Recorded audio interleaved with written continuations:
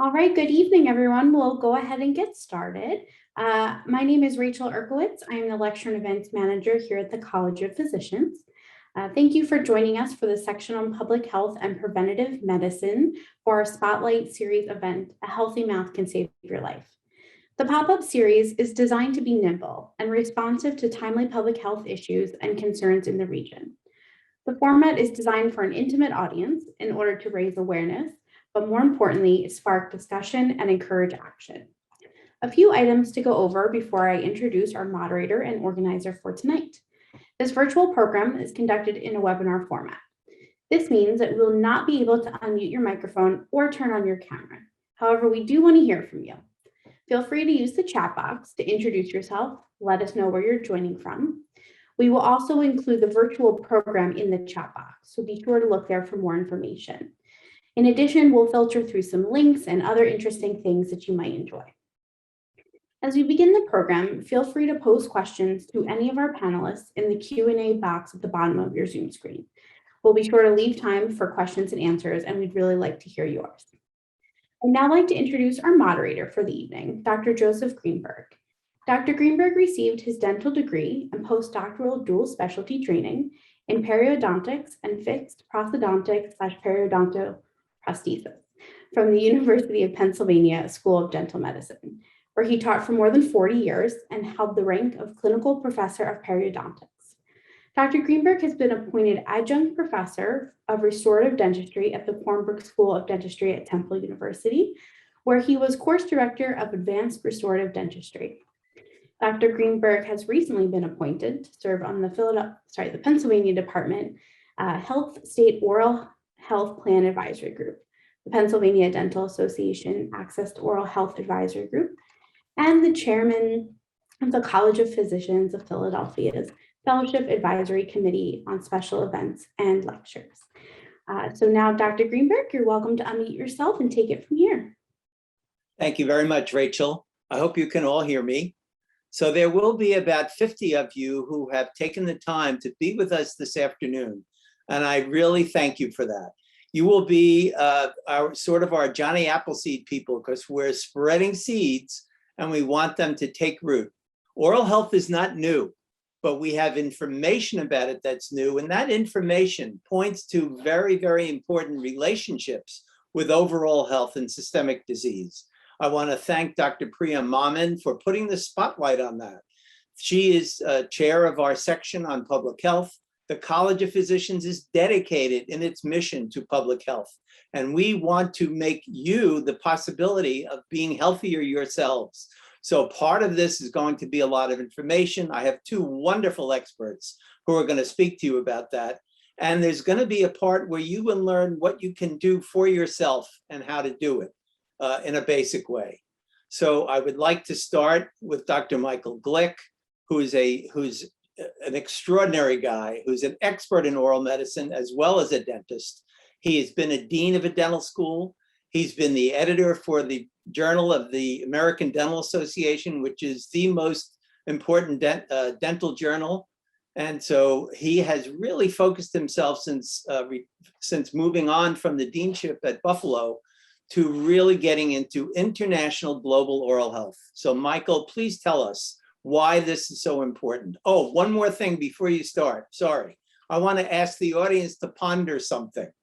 What I'd like you to ask is, of all the things that we could do for ourselves to help with oral health, possibly a number one would be reduce our sugar intake.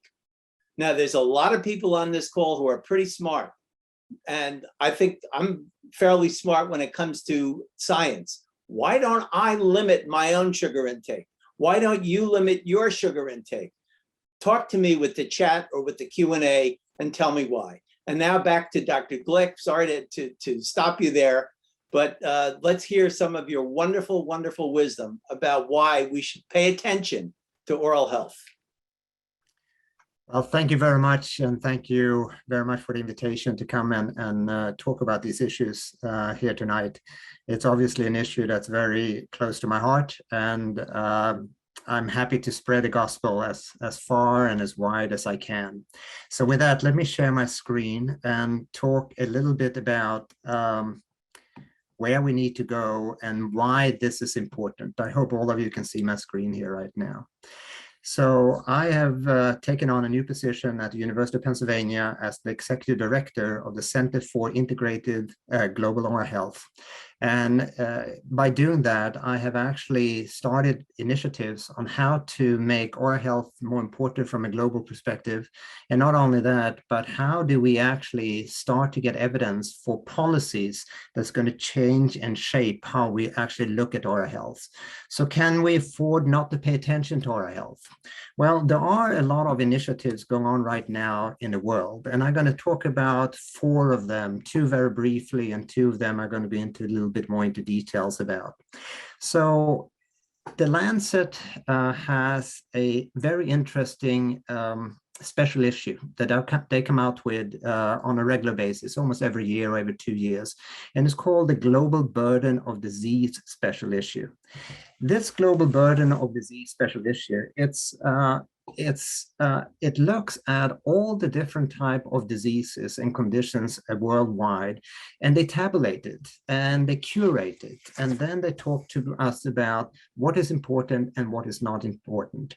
This effort is put together by over 6,500 researchers from more than 155 countries and territories that participate in this effort, and it's led by something called the Institute of Health Metrics and Evaluation at the University of Washington. And if you want to just go in on the Lancet website, and you're going to find a lot of information here about any type of disease that you're interested in. But obviously today we're going to focus on oral diseases, obviously. So oral disorders, according to the 2020 edition of this publication, oral disorder was the 10th ranked, what's called level 3. They actually have 4 different levels when it comes to classifying diseases, depending on if it's non-communicable, if it's communicable, if it's maternal, if it has to do with injuries, and so on and so forth. But level 3, which includes a lot of different things, it includes tuberculosis, stroke, road injuries, etc., etc. Oral disorders was the 10th ranked in the world when it came to these type of disorders of disabilities globally in 2019. And it caused 23.1 million years lost to disabilities, oral diseases by itself. It was also ranked 1st and 3rd globally for prevalence. First for prevalence, close to 3.5 billion cases, meaning 3.5 billion people, or 45% of the world population that have some type of oral disorders. And 3rd, when it came to incidence, meaning new cases that appeared every year. And that was around 4.4 billion new cases every year. So you can see that we haven't done, as dentists, we haven't done a very good job when it comes to lowering this burden of oral disease, because the vast majority of this 4.5 billion cases of oral disease are actually preventable diseases. It's caries and it's periodontal disease. And you can add to that oral cancer as well, obviously. Furthermore, if you look into more in specific, more granularly, for both males and female, the causes with the greatest age standardized prevalence were oral disorders, meaning if I look at age standardized presence of diseases in the world, both in 1990 and all the way through to 2017, we've got the latest data, females and men have oral disorders as the greatest burden of disease of any disease in the world. Again, I don't think we can be very proud of this for these type of numbers, and we absolutely need to do something, but we can't do it on our own. We can't do it our own as dentists. We have to be able to get help, and I'm going to talk a little bit about that in the next couple of slides here. So what type of initiatives are going on? First of all, in year 2000, there was a publication came out called the Surgeon General Report on Oral Health. And it was at that time Surgeon General Sachet that was in charge of this one. And another one was supposed to come out last year, 2020, was supposed to be the Surgeon General Report 2020. With the change of administration right now, it has now switched from the Surgeon General's office to the National Institute of Dental Craniofacial Research, NIDCR, which is the oral health branch of NIH. They are now going to publish this report, and they're going to call it Oral Health in America, Advances and Challenges.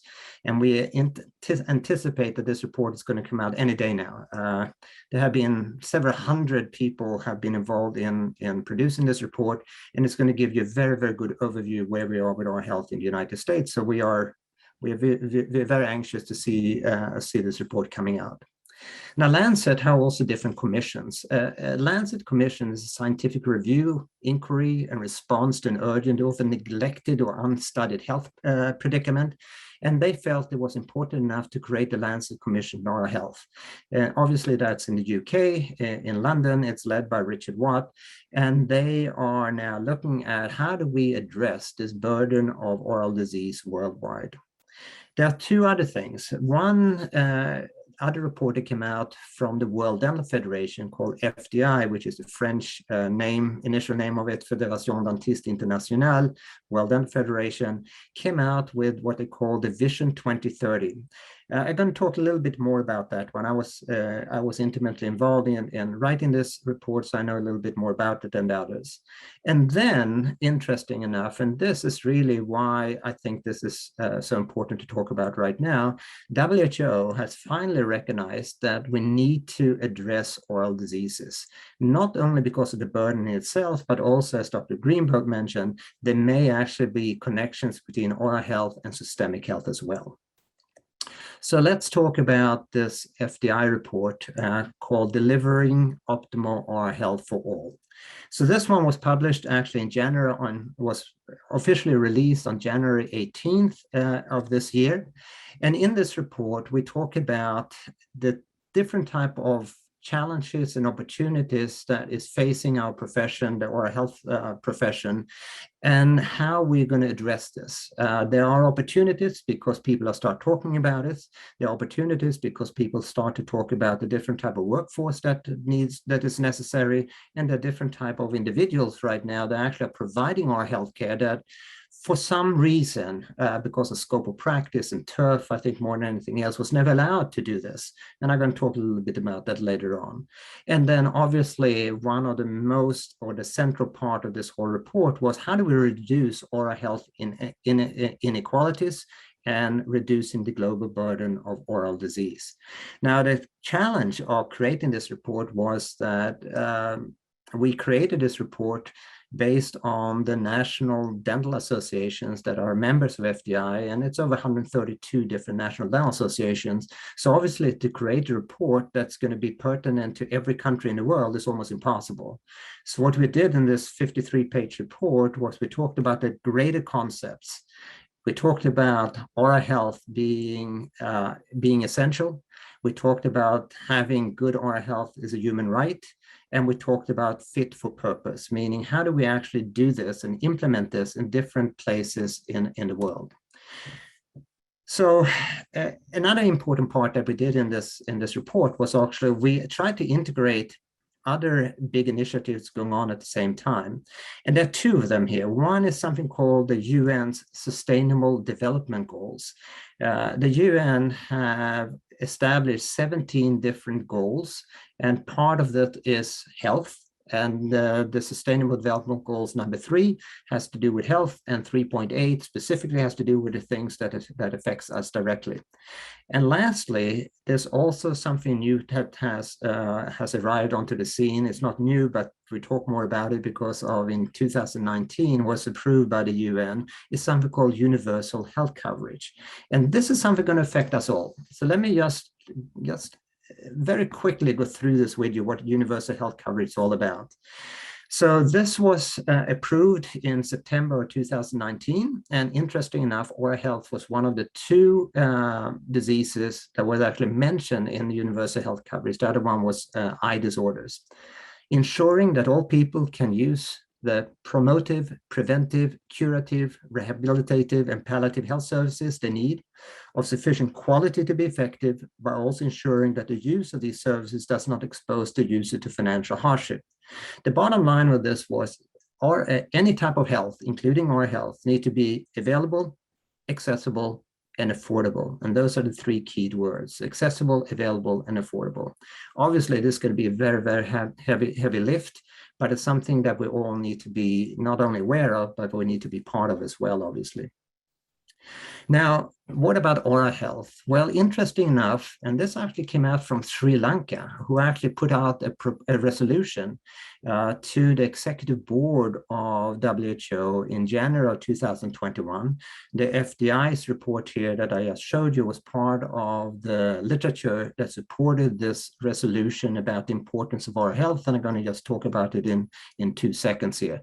But this is the first time in over 30 years that WHO has actually paid attention to oral diseases and oral health. So this is very, very important.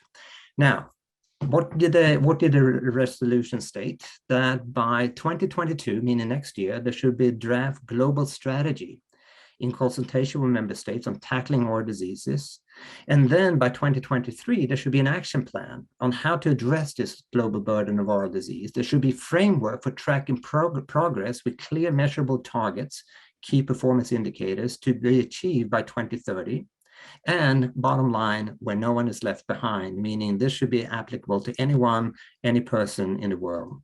And it should contain the use of provision that modern digital technology provides in the field of telemedicine and teledentistry, and develop what we call best buys. Best buy is something that WHO is talking a lot about, meaning where do we see the best intervention or the best way of tackling disease, could oral disease or any disease. Let's identify these best buy, and let's see then how we take this best buy and apply them in other settings. And oral disease is going to be the same thing. Here's the bottom line though. What we need to focus on, what this global strategy focuses on, and what the FDI's Vision 2030 focused on is prevention. Because as I mentioned before, oral diseases, caries and periodontal disease, the most common what we call non-communicable diseases in the world, are both preventable, obviously.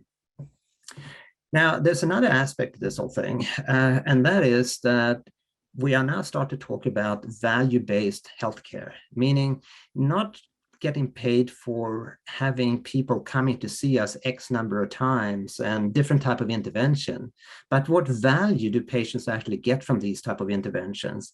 And this is an article that was just published by Ezekiel Emanuel and his colleagues. Ezekiel Emanuel, he is from the University of Pennsylvania, at the Hospital University of Pennsylvania. And they propose a model that combines primary care capitation with accountability for total cost of care and higher quality, which could help to correct many of the inadequacy of fee-for-service built on the lesson of early experiments in primary care capitation and accelerate the recent move to value-based payment. Now, I contend, and many of us in our healthcare will concur with me, that unless you actually pay attention to oral health, these value-based payments are not going to be as good as they could be. Meaning, if I can improve someone's oral health, I'm going to improve someone's systemic health, which means the value to the patient is going to be greatly enhanced, obviously. Now, why do I say this? If you look at the 4 most common, what we call non-communicable diseases, it's diabetes and obesity, cancer, heart disease, and respiratory disease. And I look at the 3 most common oral diseases, dental caries, periodontal disease, or oropharyngeal cancer, we will see that bad diet, as an example, Dr. Greenberg mentioned sugar, affects diabetes, cancer, heart disease, and dental caries. Stress, heart disease, periodontal disease. Smoking, cancer, heart disease, respiratory disease, periodontal disease, or pharyngeal cancer. Alcohol, also. We have what we call here common risk factor. So if we have this common risk factor, it calls for necessity to integrate strategies on our health, promotion, prevention, treatment, in order to overall be able to address these non-communicable diseases worldwide, which, by the way, is the number 1 cause of death, preventable death in the world, these non-communicable diseases that I just mentioned. So this is part of this resolution that was discussed at the 148th Executive Board, and on May 24th of this year, it went up to the General Assembly of WHO, and the resolution was approved. So we are now moving forward with this initiative. The question becomes, and I think it's very interesting if we can be a little bit counteractive here, looking at, okay, we should have oral health. What happens if we don't have oral health? Well, first, the failure to attain a good balance between adequate investment in oral healthcare and investment for other healthcare needs results in a lower overall well-being than attained with available resources. This was published by 3 oral health advocates, Stefan Listel, he is from Holland, Carlos Quinones, he is from Toronto, and Marko Vujicic, who is actually runs the health initiative at the American Dental Association. And they wrote this little article. It's only 1 page. It was published in the Bulletin of the World Health Organization in June of this year, where they actually looked at what happens if we don't have oral health. So one thing is overall well-being, lower overall well-being than we can attain if we have enough resources. But also, and I think even more importantly, that if we have compromised oral health, we have reduced quality of life, reduced educational attainment, lower chances in the labor market, compromised social participation, exacerbation of other non-communicable diseases because of these shared risk factors, and waste of resources due to avoidable treatment costs. So oral health in itself is not in a silo. It's very, very much integrated already into overall health and well-being. And this is something that we need to recognize and we need to address. So what about the United States? Well, it might surprise you when you see these numbers, by the way. About 1 in 6 children aged 6 to 11 have at least 1 cavity already, meaning have caries. More than half of children aged 12 to 19 have had cavities during their adolescence, and about 1 in 6 have untreated cavities. More than 1 in 4 adults have untreated cavities, and nearly half of those aged 30 and older show signs of gum disease, periodontal disease. More than 40% of adults report having felt pain in the mouth within the last year. And people who smoke are 3 times as likely as non-smokers to lose all of their teeth. And lastly, more than 1 in 6 adults over 65 had lost all of their teeth, have no teeth left whatsoever. What's the impact and cost of this whole thing? Well, on average, over 34 million school hours are lost each year because of unplanned emergency dental care, which, by the way, are more school hours lost than something like asthma. If you think about something that's very common among children that they lose days in school, actually oral diseases has a much greater impact. Over $45 billion is lost in productivity in the United States each year because of untreated oral disease. And in 2017, there were 2.1 million emergency room visits for dental emergencies. Medicaid pays for about 69% of these visits for children, about 40% for adults. This is a very sad comment, and I tell you why. So I did my residency at the Hospital University of Pennsylvania for 2 years, where part of what I had to do was actually be in the emergency room. And I'm a dentist. I was in the emergency room. People come in with dental emergencies, but I cannot treat them. There's no emergency room today in the United States where you can actually provide oral health care. You can give pain medications, you can give antibiotics, but no definitive care. And it's expensive. It's much more expensive to have an emergency room visit than it is to go to a dentist. So we try to get these patients to go back and try to find a dentist and try to get these things being taken care of. Unfortunately, we sometimes see the same patient coming back every 3 to 6 months with the same emergency over and over and over again. And it's something that we need to address, and we have to do it in a fashion that is both cost effective, and these patients should have access and availability as well, obviously. And lastly, nearly 18% of working age adults report the appearance of the mouth and teeth affect ability to interview for a job. And for people with low incomes, the percentage increased to 29%. Oral health is not only teeth and gums. It's also, can you smile? Do you have confidence enough? And so on and so forth. So the definition of oral health goes far beyond just teeth and gums. It has to do with psychological issues, physiological issues, and disease issues. All the 3 domains need to be taken into consideration.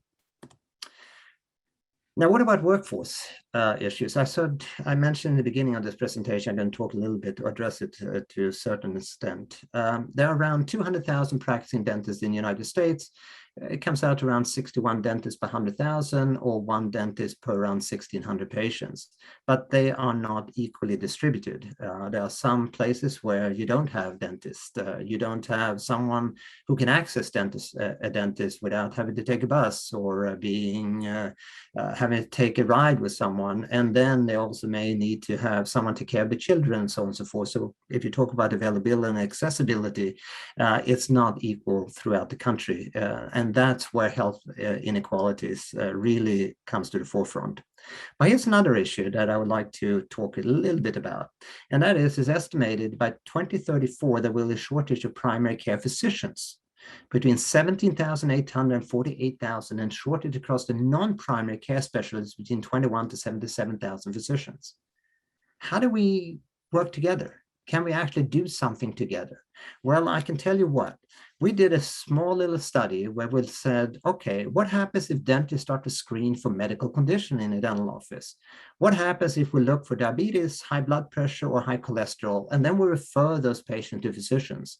We estimated that the healthcare system would save over $100 million per year if just dentists started to do this. We have done several surveys where we asked patients and dentists if they think this is a good idea, and over 80% of the surveys we get back say, yeah, this is a great idea to do it this way. One-stop shopping, why not? And don't forget, many people that come and see a dentist, they do it when they feel okay. And many of these chronic diseases, they don't have signs or symptoms. So if I could normally, or as a routine, start to screen for those when you see a dentist, why not do it? Well, maybe we need to be a little bit more disruptive then. And here is one idea.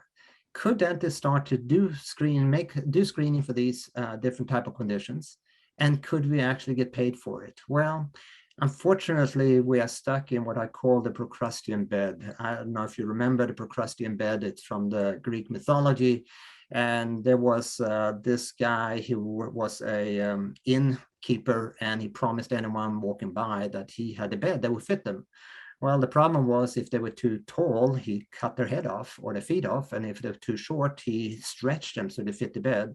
So the Procrustean Bed technically means that it doesn't matter what you do for as long as it fits into something that exists already. And unfortunately, I think when it comes at least to dentistry, we have our scope of practice. And if I can come up with someone to fit in what we today think is the scope of practice, it will be acceptable. But go beyond that and doesn't conform to accepted practice and work models, maybe it will have a problem doing this. And I think it's going to be the same thing for physicians, by the way. Let me just give you one example, which sort of fits a little bit into the next talk and more about what many of you come to listen to when it comes to COVID. Why shouldn't dentists provide immunizations, as an example? This was an editorial I wrote 7 or 8 years ago already, where I said, well, why shouldn't dentists provide immunization? You know, we give injections in the mouth that goes half the way up to the brain, actually. We give antibiotics in the deltoid as an injection. Why shouldn't I be able to give immunizations? Pharmacists can give immunizations. Why shouldn't dentists be able to do it? Here's just one example. And today, fortunately, there are some states, Oregon was the first one, where actually dentists are allowed to give vaccination, flu vaccines, COVID vaccination, so on and so forth. And I hope that in moving forward, that as oral healthcare professional, we will be able to actually expand our scope of practice. And the reason being, again, I think we are needed. And I think because of all these shared risk factors, and because the associations between oral health as well as systemic health, we need to start to look at things differently. So when I was a dean, I usually told my students, I want to educate healthcare professionals that happen to be dentists. And I think that's where we probably need to go forward. We need to figure out that we don't work in silos. We don't work in echo chambers. We need to start talking to each other, and we need to help each other in order to improve overall health for all. So thank you very much for your attention. And with this, I would get it back to Dr. Greenberg. Thank you very much, Michael. Very, very important that we understand the perspective that you have given us. Well, you know, we're emerging from a time when a lot of education has been given by Zoom. And like you, I've spent a lot of time on Zoom on Zoom programs. And what I learned is that there's this woman called Myechia Minter-Jordan. When I saw her name on a Zoom program, I knew I was signing up for that one, regardless of the topic. And I am so delighted that she's taken time from her busy schedule to come and be with us today. Myechia, please take over. Thank you so much. It's a pleasure to be here this afternoon, and I'm very excited to jump in. My talk today is really focusing on oral health in terms of the inequities that are represented within oral health that mirror much of what we see within the larger healthcare system in the United States. Really, I think is a great segue to the discussion that we just had, but I'm hoping to go a little bit deeper in terms of the inequities and what are some of the things that we can do about it as healthcare providers and those who are focused on improving our healthcare system. Next slide. I think one of the things that I'll call out that is important for all of us to understand, and I know that there are many people on the line that would probably agree with me, that racism is a public health crisis.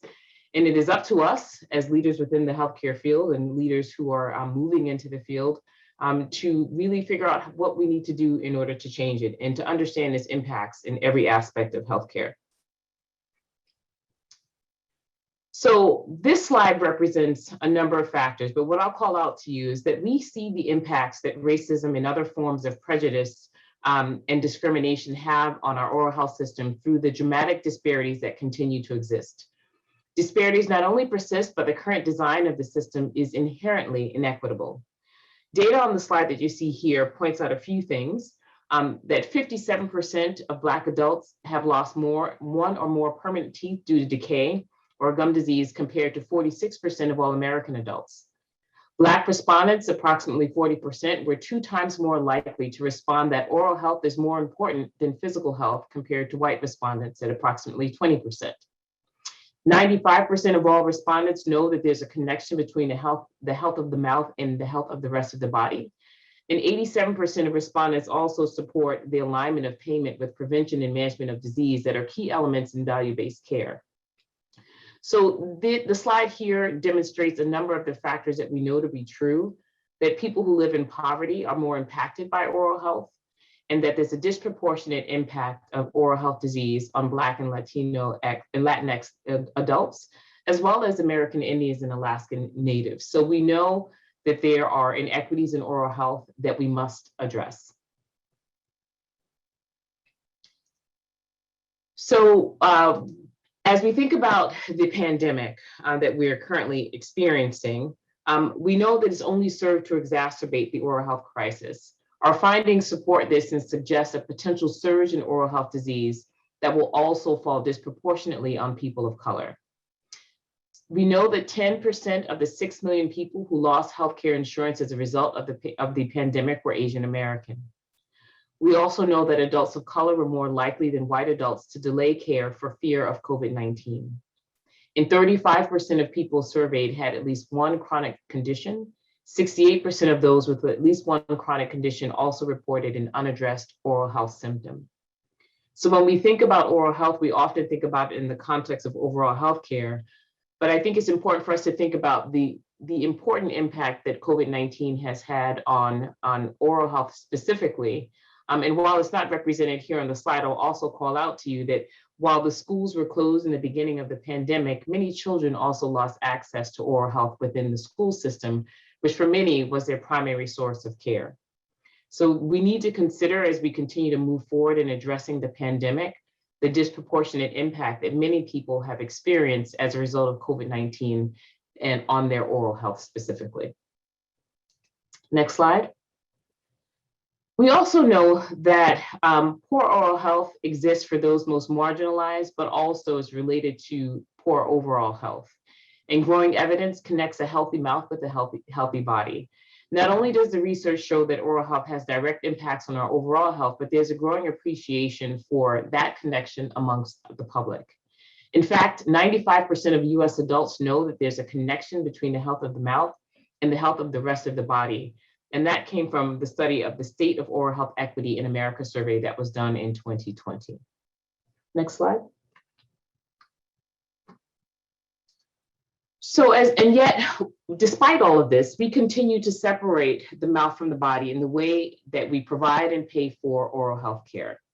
For more than 2 centuries, dentists have practiced in a siloed fee-for-service reimbursement environment, workflow, care delivery, business planning, staffing, health information technology, scheduling and billing. Everything, as we heard earlier in our conversation with Michael, has been designed and implemented around care and financing models that emphasize volume or value. And that is what the left side of your screen depicts. And we know that that system is increasingly expensive and increasingly inequitable. We know that we can't continue to operate in the same system and expect a different outcome, and this is the time of transformation that many of us must demand, if not all of us. Therefore, the right side of the screen is where we're trying to move toward a system where care is integrated based on value, where it emphasizes prevention, and care that is personalized based on the person's or patient's risk. We know that integration is a critical enabler of this system. And when we think of this through the lens of team-based care and primary care's role in a primary care team, as the primary care team are often the first and main health providers for patients, it's crucial that we collaborate and align with dental as we move towards a value-based system of care. Another element of this is that the level of sophistication, i.e. health information technology and risk-based care in dental, is not as evolved as it is in medical. So we are really looking towards our primary care colleagues to partner with our dental and oral health colleagues to ensure that we're bringing dental and oral health into the care team, as we have done with other specialties. I would make a quick note here that in my prior life running a community health center, we focused on behavioral health integration, and I look at the integration of behavioral health as lessons learned as we move towards the integration of oral health within overall health. Next slide. So why would we do that? And why is integration the necessary path forward? The answer is value. We know that the interconnectedness of the mouth and the body happens on a physiological level, but we should also think about oral health integration and the positive impact that it has on a systems level. We have a fragmented healthcare system, and by integrating oral health and improving care coordination between primary care and dental care, we're bridging gaps between traditionally siloed systems and delivering care that will put the patient first, yield higher satisfaction, better outcomes, and ultimately lower costs. Really, it's supporting the paradigm shift to a value-based system of care. The business case for integration. As we think about the healthcare system, and we've heard this a bit in the previous discussion, the healthcare system could save approximately $100 million each year if dental offices perform screenings for diabetes, high blood pressure, and high cholesterol. Medical dental integration between oral health and chronic disease prevention programs benefits patients while saving money. And we can talk more in the time of Q&A as to some specific examples as to how this can be accomplished. Next slide. So the business case is not just about cost savings or avoided costs. It's about getting and keeping people healthier. FQHCs, and as you probably have seen in my bio, my prior world was running a federally qualified community health center.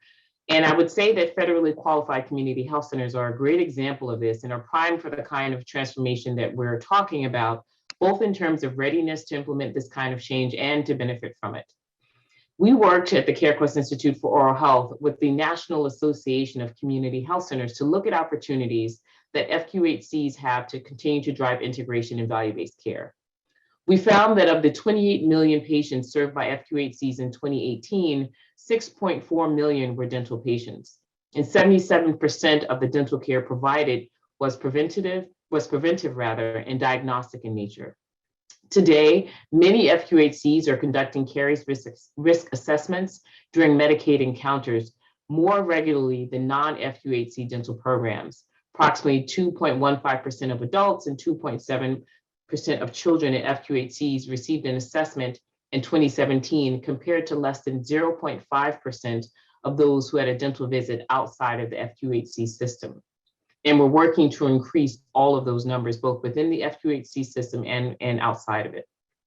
We often also understand that FQHCs often manage patients that have more complex patient populations.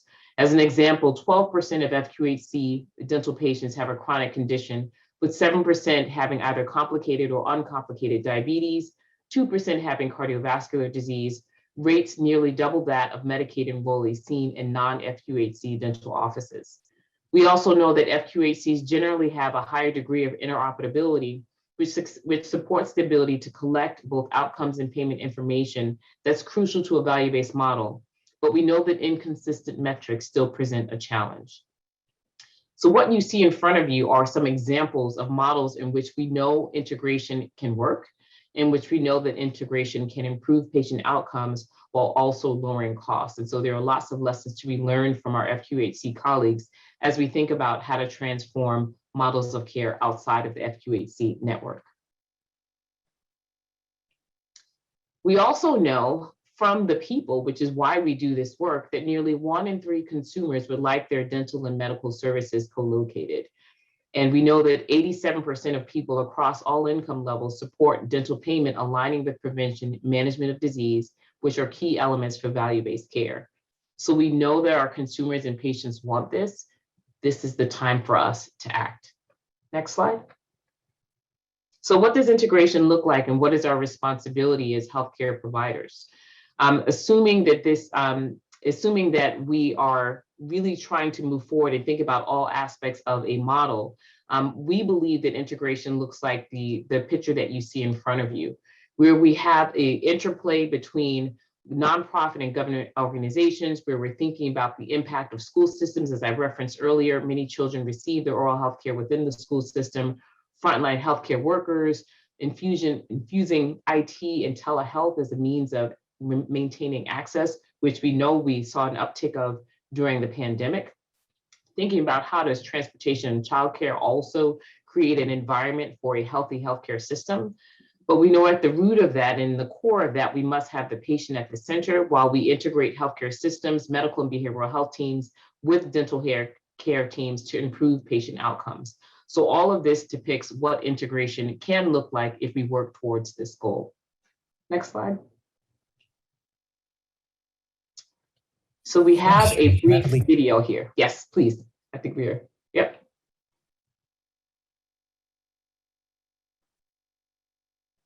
Dentistry is rapidly changing, both in the way that dental care is delivered to patients and in the way that providers are paid for the care that they deliver. Traditionally, dentistry has relied on a model of care focused on invasive surgical procedures that treat dental problems after pain and disease set in. It has utilized a costly financial model that pays dental providers specific fees for the services they provide. These long-standing models of care and financing don't benefit patients, payers, or providers. Patients want more convenient care that responds to their individual needs. Payers and providers, meanwhile, need to demonstrate better health outcomes while operating with an increasingly tighter budget. But there is a better way forward. CareQuest Institute for Oral Health has outlined a clear new path. A 3-domain framework that focuses on virtual care, minimally invasive care, and personalized care. The first domain focuses on using technology to provide virtual care that provides more convenient access for patients. Through teledentistry, dental providers can improve access and focus on prevention and whole person health. Domain 2 focuses on minimally invasive care, providing services to patients that prevent disease from occurring in the first place, or even slow down or reverse the progression of disease once it starts. And Domain 3 focuses on personalized care that is integrated and focused on keeping patients healthy, minimizing the need for surgical intervention. How can we all, patients, providers, and payers, get to this new reality? To achieve this type of oral health system transformation, we need collaboration and partnership. We need you. Join us as we strive to create a system that moves us toward a healthier tomorrow. Thank you. I think that video was really an opportunity for us to share with you our thinking as to how we can advance models of integration. On the slide in front of you now, you'll see the 3-domain framework right in the center of that.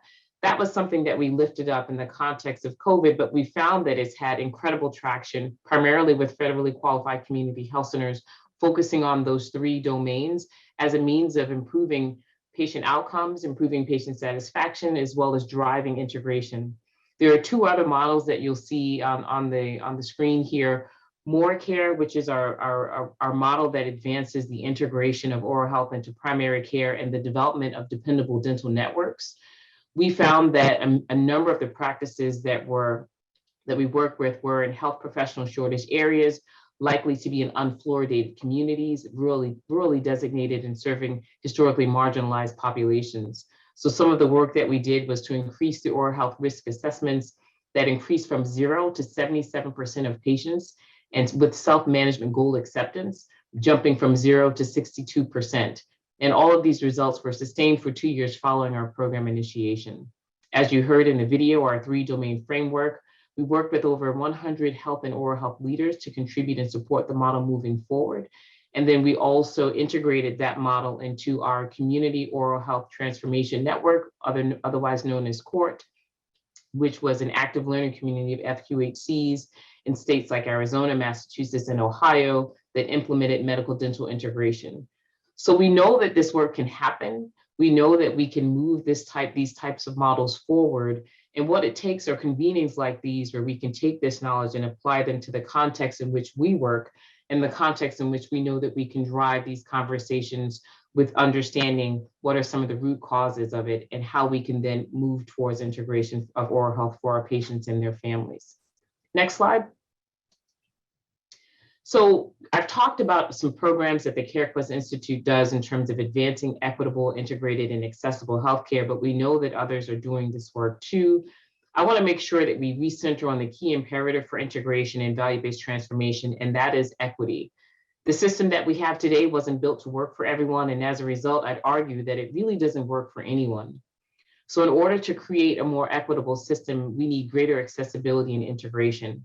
And what you see in front of you are some of the actions that we can take to increase oral health equity for providers, for health systems, and for communities. And while I won't read this all out to you, one of the things I would encourage you to do is check out a piece by Dr. Stephen Martin and Dr. Lisa Simon in the American Journal of Public Health on oral health and medicine integration, where they offer up this list to increase actions that would further oral health equity. It's a great visual tool to print out and hang on and have next to your laptop and serve as a reminder of the steps that we can all take as providers, as healthcare systems and health center administrators, community organizations, and members to advance equity through oral health. So I want to leave you with 3 concrete action steps that we can all take today. We want to seek out opportunities to work with interprofessional teams. We want to be able to identify opportunities for more collaborative practice and be an advocate for making that happen. We want to understand the root causes of inequity in our healthcare system and seek out ways to counteract them. From the large to the small, adopting anti-racist practices will shift the healthcare system away from one designed to work for a few into one designed to work for the whole. We need to raise our voices. The experts that we have on this call and that many of us have connections to can really influence the way in which we advance integration of oral health into overall health, and also thinking about how we can do that in an equitable way. We know that we can all have a role of being a champion in supporting the policy changes that are needed to advance integration and promote equity. So I will end my talk there and turn it back over to you, Joe, and I'm really interested in any questions that the audience may have. Thank you so much for the time. Thank you very much, Myechia. We're going to save our questions for a little bit. And I just want to share so I can summarize some of the brilliant things you folks have taught us. And then I'm going to recommend some action steps, which I hope all can take home. So Michael told us about the initiative taken by the World Health Organization. This is really important, folks. The World Health Organization can get the ball rolling down the hill, and we got to get behind it. So all of medicine and all of dentistry and all of other sources need to get involved. Michael talked about the burden of oral disease. This is a photo that kind of shows that. Look at the size of the oral disorders compared to all of the other spheres. You could probably fit all of these other spheres into this oral disorders just to give us an appreciation for how rampant oral disease is and how devastating it can be in our world. And to pick up on that, the responsibility for reducing the burden of oral disease falls well beyond just the dental profession. All healthcare professionals, government at all levels, and payers of health service delivery must accept that they have an important responsibility for ensuring all Americans achieve and maintain oral health. That's Robert Wayant and Richard Watt. Richard Watt is leading the charge from the UK. Robert Wayant is chairman of the dental epidemiology at University of Pittsburgh. Myechia talked about health equity. This was a wonderful diagram that I found that kind of explains it in a visual way. Dentists are visual learners, and perhaps a lot of medical people are too. So if we look on this side, we see that not everybody's going to reach that fruit. But so we need help. We need to provide help, as you see on the right-hand side, to achieve an equity possibility for everyone in our community. And it's not just people of color, it's poverty. Those who are in poverty are at a tremendous disadvantage. Reflections on integration. So I think what Myechia explained so beautifully is we can't be vertically separate, and integration doesn't look like this. Integration that we're talking about, or she's talking about, looks like this, where we're all providing care in very close partnership. Medicine, dentistry, nursing, dental hygiene, all together. Pandemic considerations on oral health care. This was some important information from Habib Benzian, who I think is brilliant. And what he says here is that essential oral health care covers the most prevalent oral health problems through an agreed set of safe, quality, and cost-effective interventions. And the individual and community level to promote and protect oral health, as well as prevent and treat common oral diseases, including appropriate rehabilitative services, thereby maintaining health, productivity, and quality of life. Someone asked about including oral health in Medicare, and that didn't work out yet. We're still hoping it may, but it's the essential services. It's the essential services that are so important, not your crowns and your implants. So let's look at some action steps to boost oral health for everyone, regardless if you're the weakest or the strongest, regardless if you're the richest or the poorest, regardless of the color of your skin.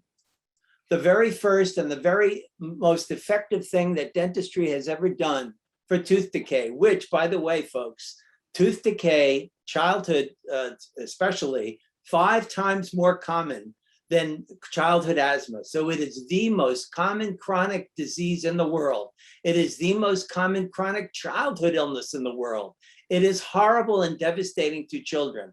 What can control it? Controlled community water fluoridation. And we have had controlled community water fluoridation in Philadelphia since the 50s. But what has happened? We used to see the effect of it in our children when they came to our schools or we went to see them in health clinics. That difference, that effect seems to have waned with the popularity of bottled water. Yeah, bottled water is cool, but guess what? It does not help us prevent tooth decay. So my recommendation here is take your cool bottle, dump out the water, and fill it with tap water. Because in Philadelphia, that will help you prevent tooth decay. We need to get back to the very powerful effects that we have seen with controlled water fluoridation in Philadelphia and in other communities. Unfortunately, most of our state of Pennsylvania does not have controlled community water fluoridation. Controlled sugar intake. So I'm hoping you're going to tell me what your thoughts are about why I can't even stop eating candy bars on Halloween. I know better. Why don't I stop? What is it? So we need to talk about that, because this could be, according to Richard Watt, the most effective thing to do worldwide. Stop or control sugar intake. The United States is 10 times more in our consumption of sugar, and that's mostly fructose, by the way, folks. Fructose is the worst one. We have to limit our sugar intake. Start your child's professional dental care at 6 months to 1 year. You know, the Gates Foundation said that the most important healthcare system in the world is what do you think? Mother. If the mother is more educated about professional dental care, about oral health care for their family, the whole family gets healthier. So we want to get our kids to dental care, professional dental care, as early as 6 months, certainly not more than 1 year. Seniors need to know about the danger of dry mouth and how to manage it. Seniors are prone to dry mouth, especially if you and we are taking medications. There are many medications that we take to control chronic disease that contribute to dry mouth, and dry mouth contributes to rapid, aggressive tooth decay. So who can help me with my oral disease? Your dentist. If you have a dentist and you're an adult, you should ask your dentist for a careful periodontal examination. It's the periodontal examination that is so important. If there's a fellow in our fellowship, Dr. Steve Brown, who's in Center City, who's a wonderful periodontist, and Steve is one such person who could provide such care. But if not, the American Dental Association can help. MouthHealthyorg is an extraordinary website to teach us how to properly brush and floss or use other dental cleaners to clean in between the teeth. Very important. Take a look at that.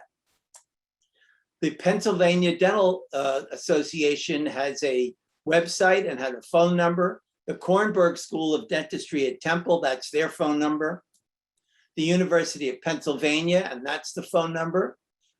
The community volunteers in medicine are very helpful and can help you find resources. And I'm going to put in a plug for another organization, which I was very, very fortunate to found some 20 years ago, and that is Kid Smiles. And Kid Smiles will treat any child, whether they can afford to pay or not. And there are three Kid Smiles centers in Philadelphia. So let's talk about other action steps and other questions. Myechia or Michael, do you have any that you wish to add to my action steps? Well, I think one thing we need to add here is the issue about oropharyngeal cancer. Today, HPV-associated oral cancer is actually more common than other types of HPV-associated cancer. And I think one action step is going to be start to advocate for dentists actually to be able to provide HPV vaccination. There's actually one person dying from oral cancer in the United States every hour. So I think this is an issue that we need to address as well. Thank you. Myechia, do you have anything to add? No, I think, I ended my talk with some of the action steps. So I think I would leave it at that. And I completely agree with what you've outlined, just thinking about the opportunity to really push prevention, particularly within the pediatric population. In my community health center, I learned when I started there that we were actually putting small children to sleep in order to give them anesthesia to fix their caries. So the idea that disease is preventable, particularly within our pediatric population, is something that drives me in the work that I do, particularly when thinking about marginalized and underserved populations. So I completely agree and really look forward to the leadership that will come out of the discussion today in advancing some of the things that we've put forth. Thank you. I'm looking at the questions that have been submitted, and I may ask one of you or both of you to address them. One says, this is a refreshingly progressive agenda, which is in contrast to most of the dentists I have met who are quite conservative. Are the profession and dental insurers ready for your vision? Who wants to take that? Well, I'm not a dentist, so I will disclose that. I'm an internist by training. And so I think there's a good deal of conservatism in medicine writ large. But I think part of where we're seeing transformation happen is being driven by patients who are empowered and asking for change. And so demanding change, quite frankly, and I saw that with the behavioral health integration movement and continue to see that there and think that there are a lot of parallels as to what we're seeing now within oral health as we drive forward the education and engagement of patients who understand the impact that oral health has on overall health and the importance of it. And so I think that this is now the time that your healthcare must stand up and respond to patient demands, understanding that this whole system is designed to support the consumer. And as providers, our commitment is to our patients. And so I think this is the time where we must act. And so I look at it in that way, as in terms of moving the needle on some of the conservative aspects of healthcare as a whole. I couldn't agree more. I couldn't agree more. But I would like to add one more thing, and that is where I think we have failed. One of the things where we have failed, and that is that we need to set the expectations correctly. We need to educate individuals, people, not only patients, but people who may be patients in the future. So I talk about people that they shouldn't expect to get caries. They shouldn't expect to get periodontal disease. They should expect not to have caries. The expectation is not to get periodontal disease through the life course. Today, people sort of say, okay, you know, I have a cavity or I have periodontal disease. That's part of growing older. It's not. So we need to change that expectation completely. So that's number one. Number two, I think we need to have someone speaking up for oral health. We see it in mental health, Michael Phelps as an example. We see it in many other diseases. We really don't have anyone who speaks up for oral health. We have for specific disorders, even oral cancer and other disorders that affect the oral cavity. But overall, the importance of oral health, the impact of oral health on overall health and well-being, it's important enough to have people who are not dentists, who may be perceived as self-serving, to speak up to politicians and to others, policymakers, why this is important. So Michael, if I could direct the question to you, are the statistics in oral health better in countries with nationalized medicine where dental visits are included? I don't know, to tell you the truth. I have lived in countries where oral health has been included up to the age of 18, including even orthodontics and so on and so forth. I don't think there is a big difference, to tell you the truth, but I don't have any statistics on it. And the reason being, again, that even in these countries, we actually provide more interventions than prevention. And so it really doesn't matter who pays for it. And bottom line is, if we don't focus on prevention, but to fix teeth when something is wrong already, the changes are not going to be great. But I don't have any exact statistics on it. Myechia, do you have any thoughts on that? You know, I don't have statistics on oral health in other countries, but I do think that Michael is raising a good point. If we think about the parallel with behavioral health, is what are the services that are being provided and how do we transform those services? So if we do focus on prevention, we will see a change. And so we know that's the case. We know that there are statistics that support that. So it's really about deciding what are the most impactful aspects that need to be integrated. We know that in behavioral health, when primary care providers assess patients for behavioral health issues, we're able to reduce the amount of outcomes that we're seeing and negative outcomes that we're seeing when behavioral health is not addressed. We're able to provide better care through understanding the medication regimen that a patient has for their behavioral health, their mental health, as well as their physical health. So we understand what needs to be done. It's now a matter of us doing that and making sure that we are looking to transform a system that has not been built in a way that delivers the outcomes that we desire. Thank you. I'm looking at some of the other questions. Some have been answered. There's one here. Does carbon filtration, such as Brita, remove fluoride from the water? Michael, maybe you know the answer to that. I'm not sure I do. I don't think it does. I am not sure, but I don't think it does remove fluoridation, the fluoride. It doesn't seem, looking at how that filter works, no, I don't think it does. So the other part of that is, how does it work? If I have an extracted tooth and I put it into a glass with controlled fluoride solution, that enamel of that tooth gets harder.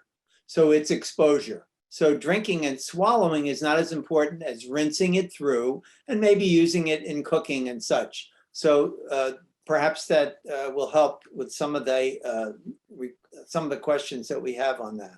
Yeah, don't forget also the fluoride in toothpaste. Yes, very important. Any other questions? I think we're pretty much covered. I'm leaving my screen on there just for a little while so people could write down the information, those who want it. Certainly, if you have any further questions that come up later on, you're welcome to contact the college, and I'm happy to hear those or see those questions and come in and answer them. And if I need to reach out to Myechia or Michael, I certainly will do that. I'm very, very appreciative that they gave us their time and expertise. They're both very wise, very brilliant practitioners and thinkers. And I think we need that. I'm sorry the program is short. I wish it were longer. So maybe we'll come back and do another one at some future time. Thank you all very much for attending. And please have a reflective and thoughtful Veterans Day. When you look at somebody, you talk to somebody, the first thing you look at is their teeth. There are millions, tens of millions of Americans every day, every year who don't have access to the oral health care that they need.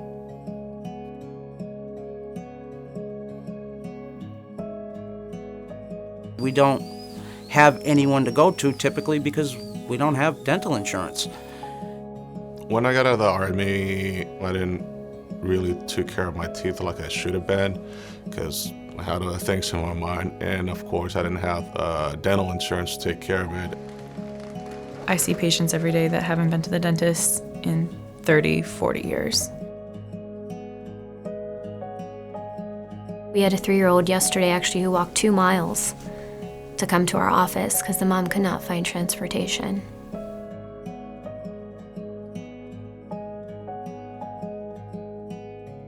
You do anything you can to not have a tooth pulled. But when you're also raising a family, it's a no-brainer to have the tooth pulled. And that's the way it's gone. It puts you in a different class. It puts you in a closet. If you have to live with chronic infection, with chronic pain, even your diet is changed because you can't bear to eat such and such. Poor oral health can be directly related to poor overall systemic health, creating higher risk for respiratory infections, heart attack, stroke, and an uncontrolled diabetic status. As a country, we are never going to volunteer our way out of this access to oral health care crisis. The only real solution for addressing this phenomenal unmet need is systemic change.